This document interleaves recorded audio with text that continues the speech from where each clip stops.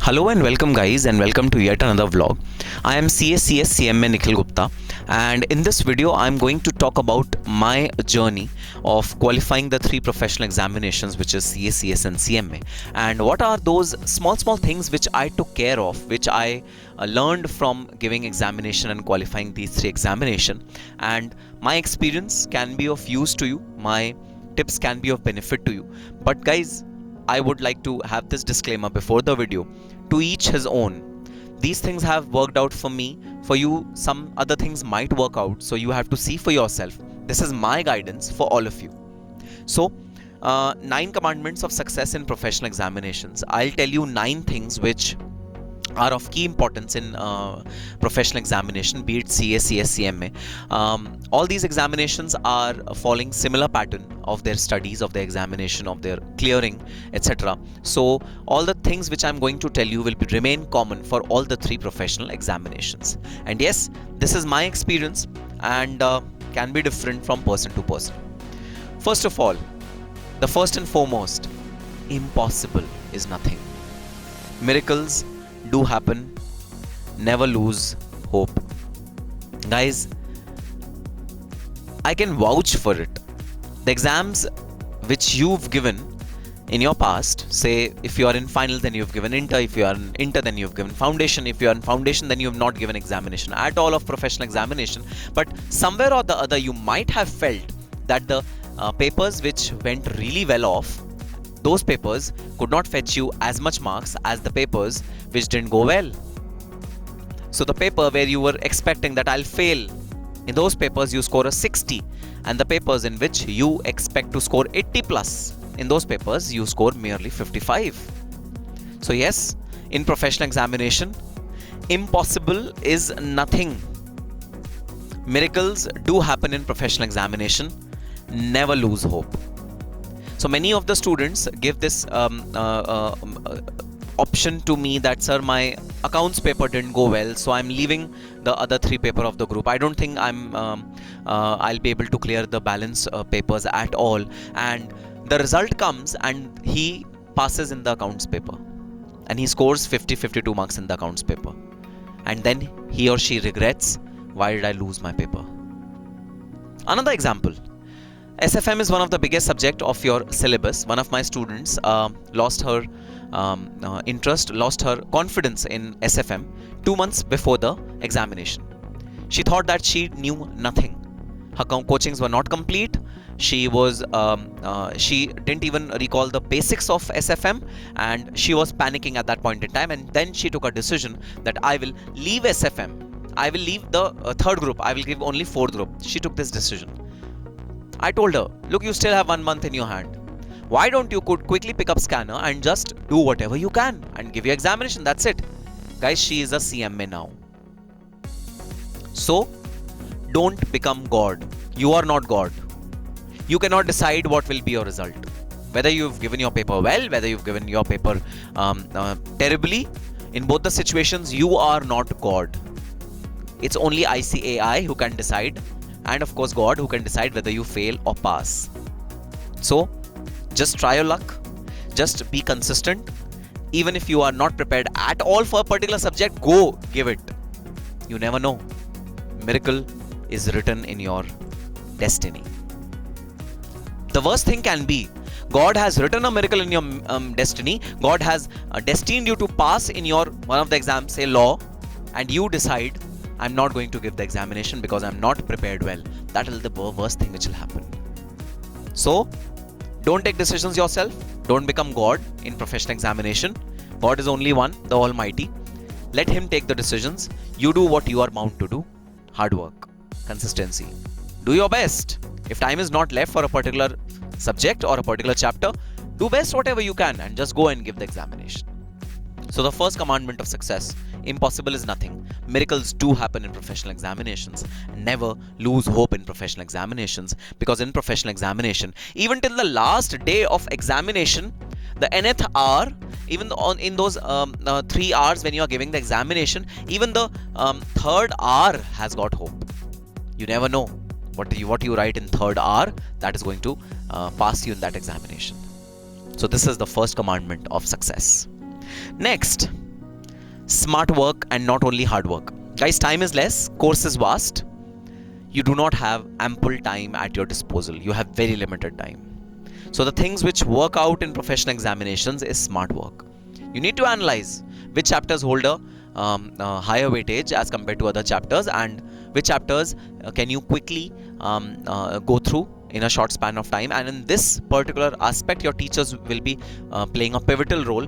They'll be telling you which chapters are important, which chapters are not important, which chapters should you be revising more. Obviously, it has a risk, because you never know when the important chapter becomes unimportant and the unimportant chapter is becoming important. It has got its set of risk, but that's okay. That's a calculated risk. You should take that risk. So smart work is what is required in professional examinations, not only hard work. So I've written not only hard work. I've not written not hard work. Hard work is of course required, but along with it, you need to be calculative. You need to see which what is the exam pattern and how can you reduce your risk of not giving your exams well, and how can you increase your probability of attempting questions well. So this is the second commandment of success. Third one, and one of the most important, of course, every teacher has been talking about it. Everyone in the world has been talking about it, but it's only you who's not following it. Time management, guys. Guys, time is pretty limited. You cannot afford to study for 3 years, 4 years for a professional examination. You have limited tenure. Your mind's capability for remembering things is also limited. So max what I can envisage is you can get 6 months max for your studies for professional examinations. Of course, you have to complete your coachings before that. Time management is really of pivotal importance. Before the exams, you need to do ABC analysis. What is ABC analysis? ABC analysis is analysis of chapters which have been commanding high weightage in the past attempts, and B is the chapters which are average, and C is the chapters which have not been coming so much frequently in the past examination. And using this ABC analysis, you can pretty much be sure about how the trend will go. And I repeat, you can be pretty much sure, not 100% sure. But yes, you have to do it. You have to employ your time wisely, because you don't have unlimited time. And scanners play a very important role for doing this ABC analysis. I recommend every one of you to refer to scanners, because they will they have bird's eye view, which will tell you in fraction of second that which chapter is important, which chapter is not important. Now during the examination, this is one of the most important points, guys. During the examination also, time management is of importance. It is not that you have to write unlimited for unlimited pages and unlimited sentences and words. You don't have to do that. You have to manage your paper in such a fashion that you are able to attempt all the questions pretty much in the given time. How, sir? So 1 marks is equal to 1.8 minutes. So 180 minutes, 100 marks paper. So 1 mark gets 1.8 minutes. You have to write for a 1 mark question. You have to write an answer worth 1.8 minutes. You have to write without thinking. You have to just write. For 2 marks paper, just multiply 1.8 into 2 and you have to write till that time. So what if I'm writing a 2 marks paper and my time lapses? Guys, you have to leave that question there and then. So, but my question is not complete and I know the complete answer. That's okay. Still, you have to leave that question there and then. You have to leave half a page or 1 page, howsoever you think would be required to finish that question, and you have to come back on that question after your paper is done. You cannot linger on one question and then run the risk of not being able to write the next one or the last ones, or leaving the paper.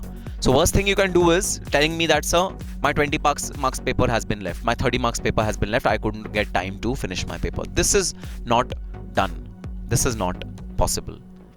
So during exams, just have a calculated overview of the question paper and then devote your time according to the marks of the question paper. Next, the most important one. Read 1 book thrice rather than reading 3 books 1 time each.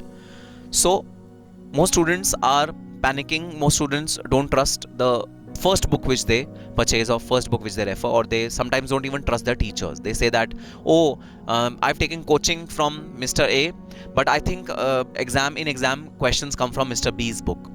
Guys, this is not a good thing to do. If you read 1 book 3 times, that will be much more beneficial than reading 3 books one time each.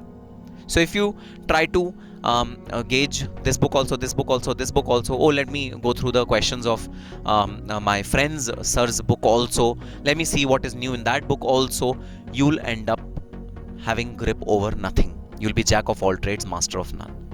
I need you to master one book. Just choose a book wisely. Just choose a study material wisely. Of course, needless to say, Institute of Cost Accountants study material is the best in this respect. Institute of Chartered Accountants cost material is best in this respect. Choose a study material wisely and just wholeheartedly trust it, and till the end date, don't leave it. Read it thrice, revise it thrice, and as many times as you can, and don't read 3 books one time each. Next is revise entire course thrice before appearing in the examination. And don't panic. I know your second revision has also not ended as yet. Guys, 3 revision doesn't mean full-fledged 3 revisions. Third revision can be as brief as 1 day for each subject. It can be as brief as that. But 3 revisions are necessary to be, it acts as an enabler to your brain to retain the stuff. It acts as a agent to absorb all the things in your brain, and then your brain can reproduce efficiently. So if you want to act as a propellant to your brain, then 3 revisions is a must. So 3 revisions, third revision can be as brief as 1 day revision, entire subject in 1 day, that is possible, but 3 revisions is definitely required in professional examination. And let me insert one more word, it is at least thrice. If you are able to revise for more, say 4 times, 5 times, nothing like it. More the revisions, merrier it is. More will be probability of you scoring higher marks. Okay, sir. 6th commandment of success. 5 averagely written answers will fetch you more marks than 3 superbly written answers. Now, most students fall in this trap. What is the trap? Trap which is which examiner throws on the students. Examiner will give you 3 questions which are straightforward, and he will give you 2 questions which are out of the syllabus, out of 5 questions. Say if entire exam has 5 questions, then 3 questions will be from the syllabus known, 2 questions will be out of the syllabus, or something which is little more difficult than the usual pattern which examiner has been following. Now, students would focus wholeheartedly on those 3 questions, thinking that we don't know the answers of the balance 2, so we'll ignore balance 2. Number 1, those 2 questions act as a googly to the students. Googlies come in CS, CS, CMA, all the 3 courses. Googly means something which is beyond your syllabus and you are not able to even recognize the chapter from which that googly has been given to you. It happens. That happens to lower your morale, to lower down your confidence. Guys, it's okay. From 80, you have to score 50. Just think that ways. So it's okay to have googlies in your examination paper. And if you do not know answers of certain questions, it's perfectly fine. That's okay. It's a professional examination, not 11th, 12th, where the entire question paper comes from the syllabus or the book. It's not graduation where you read 10 years and you will be through 60% marks in your graduation. It's not that. It's a professional examination. So you have to, number 1, not be unconfident about the difficult questions, about the googlies which the examiner throws on you. Number 2, you don't have to focus entirely on those 3 questions and ignore the rest 2. You have to attempt all 5 questions. So, but we don't know the answers of those 2 questions which are difficult. It's not that you don't know the answer. It's just that you know part of the answers. You understand the concept. It's new to you. So some part of that question is difficult, but you know the concept. So guys, attempt it. Attempt the entire paper properly. Devote all your time suitably to each and every question, and do not leave the question which you think you do not know. Guys, you might think that you do not know that answer, but once you start writing answer to that question, you will definitely cover at least say 50-60% of the answer. And if you do that, trust me, you will fetch more marks than devoting all your attention to 3 questions. So 5 answers will fetch you, 5 averagely written answers will fetch you more marks than 3 answers which are superbly written. And the most important thing, answer all the questions. All the questions have to be answered. Do not leave even a single question of your paper, and do not leave any answer blank. This is very, very important. This is the 6th thing which I have at least followed in all my professional examinations and it worked for me. Next is, okay, this is a suggested, this is a good to have, not must have, but good to have. So if you have time, please look at, I'm not asking you to solve, I'm just asking you to look at and get a feeler of the presentation and the expectation of the examiner. So sometimes we know the answer, but we don't know how to satisfy the examiner. So examiner's satisfaction lies in the suggested answers. So whatever suggested answers have been prescribed by the institute, those are to be looked at to see how is an answer to be presented, how is working note to be written, how is a theory question to be attempted. So for example, in law, if a case study comes, then you have to attempt it in 3 parts, and first part should be provision of law, second part should be your analysis, third part should be conclusion. In audit, if you have case study, then you do not follow that same pattern. In audit, you attempt case studies by enumerating the points of your answer. 1, 2, 3, 4 should be written in audit. So that is how you need to see what is an examiner expecting out of you from suggested answers. And of course, 3 attempts, RTP, MTP, if you have time, you can look at them, because sometimes inexact question from MTP, RTPs are picked up in the exams, and you might gain confidence on after looking at them. Next, a very important point, guys, obstacles are bound to come, overcome them and not succumb to them. So, of course, even before the exam, even during the examination, certain things will happen. For example, you might catch cold. In Delhi, the cold wave has hit. So you might catch cold, you might be coughing, you might get fever, you might be, maybe you are not healthy before the examination. Anything can happen. Or if not health, then maybe a relative comes to your home and he wastes your half a day. Maybe there's an emergency at home and you waste your full day. All these things will happen. I still remember one of my students, when I was giving my CMA examination, I was teaching CMA also, and one of my student and me were giving the examination together. So my student was sitting next to me, and I was sitting on the next chair. And that student, I shook hand in the morning with that student, and I touched his hand were warm. I asked him, Nishant, what happened? He said, sir, since last night I have 2 fever. I'm on steroids, but I have to give exams. And guys, he had cleared his exams in that very attempt. So this is how you have to conquer the obstacles. You don't have to succumb to them. You cannot surrender to them. You have to, obstacles will come, you have to conquer them. If you have wasted 4 hours, employ next 8 hours and cover those 4 hours. So obstacles are bound to come. In all the professional examinations, they come. Some unforeseen things happen. Some maybe something which is related to nature happens. You have to overcome them. You have to fight them. You don't have to succumb to them. So that is a very important aspect, because these professional examinations are testing times, not only of your knowledge, not only of your power of learning, but also your attitude towards life, your perspective towards life. Are you a fighter or are you a loser? These examinations test your perseverance. These test your persistence. I cannot fail in my attitude. I cannot fail in my attitude. That is the best thing which I can tell you before the examination. The next commandment is, give it your best shot. This is the last commandment, guys. Give it your best shot and leave the rest to God. So one thing which is in our hand, as Bhagavad Gita also says, that karma is in your hands. You can just do whatever best you can. So now the endeavor is to do best what I can. And I will give my best shot and I will leave rest to God. Of course, God is the ultimate deciding authority in the world. Whatever happens with the will of God. So I'll leave everything to God and I will give my best shot. That is my fundamental duty. Now, one thing which I don't want to say after I come out of my exams is, I wish I had given my 100%. I wish I would have studied when there was time. I wish I could have concentrated in the classes when teacher was teaching us.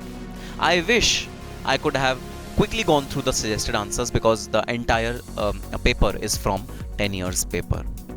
I wish I could have heard what my teachers were saying at that point in time. I wish I did not waste my time in social media and stupid things which will just waste my time and give me no good.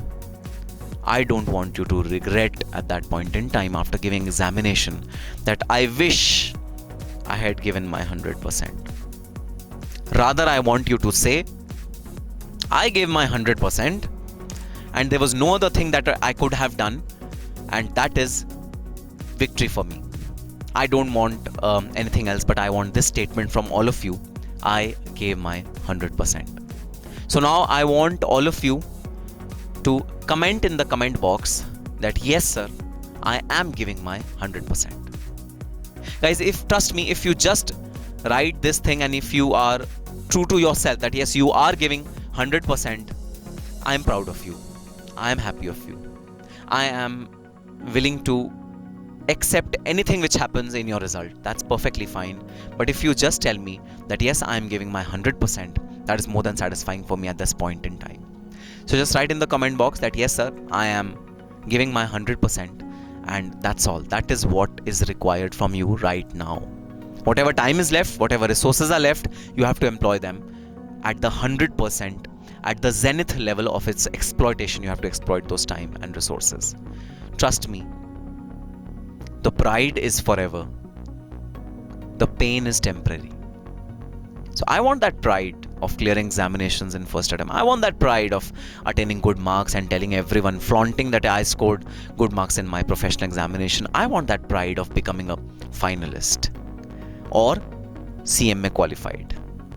So on that positive note, these were my 9 commandments of success, which really helped me. I hope they help you as well. All the very best and happy studying.